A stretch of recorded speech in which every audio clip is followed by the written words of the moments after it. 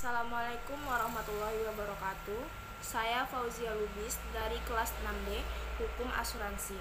Di sini saya akan mempresentasikan tentang asuransi rangkap dan reasuransi. Pengertian asuransi rangkap.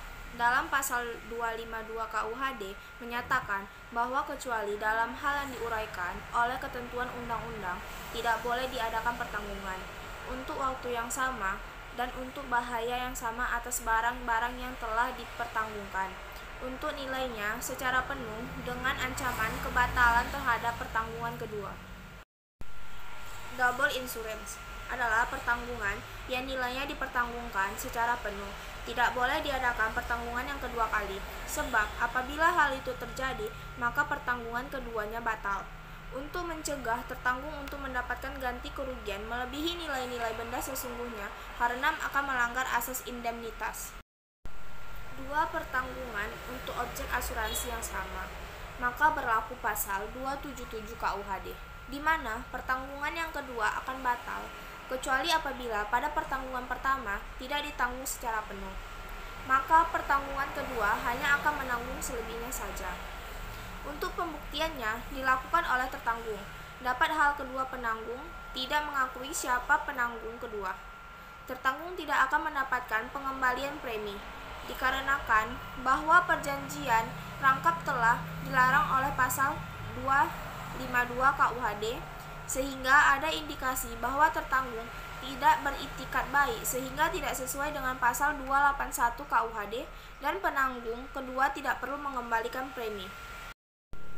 Dalam pasal 278 KUHD yang mengatur mengenai dalam satu pertanggungan dengan objek yang sama, maka akan ada lebih dari satu penanggung.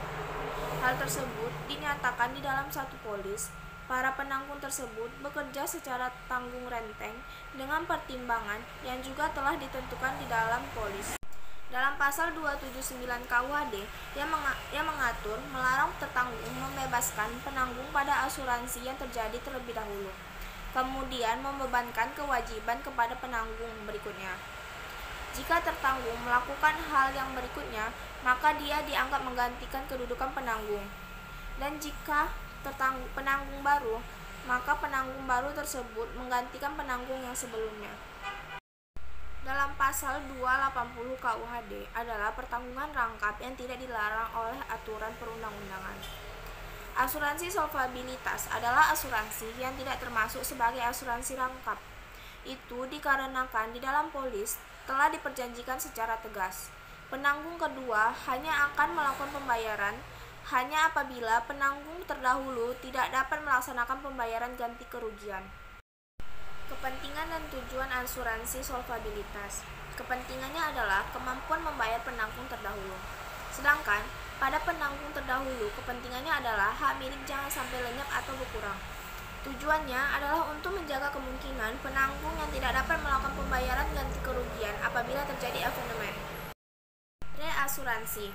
Dalam pasal 271 KUHD, yaitu penanggung selalu dapat mempertanggungkan lagi segala hal yang dapat dipertanggungkan olehnya. Hal tersebut memiliki arti bahwa perusahaan reasuransi adalah penanggung dari perusahaan asuransi, sedangkan objek pertanggungannya adalah kepentingan perusahaan asuransi dalam melakukan perjanjian pertanggungan dengan tertanggung, sehingga tidak termasuk dalam asuransi rangkap.